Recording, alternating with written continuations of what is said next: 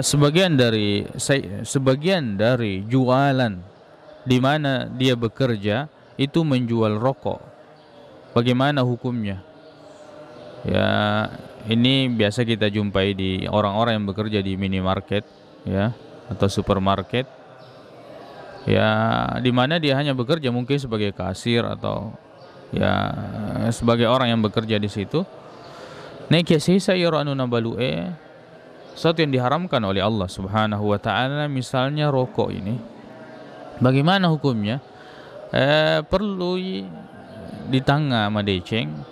Makanya dalam masalah ini perhatikan, kalau misalnya memang di tempat itu jualannya misalnya rokok, kebanyakan rokok yang dia jual, ya, kebanyakan rokok yang dia jual, maka tidak boleh dia kerja di tempat ini. Ya, sebab maka dia firman Allah Subhanahu wa taala, wala ta'awanu 'alal itsmi wal 'udwan. Ajak kinangka si bantu-bantu ritu junna dosa ya makoto panaritu, ya, dalam dosa dan permusuhan.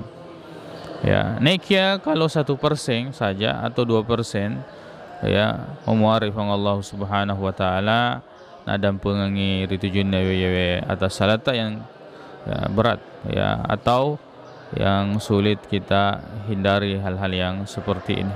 Tapi kalau ada pekerjaan betul-betul tidak ada ini rokok, maka itu lebih baik, wallahu a'lam.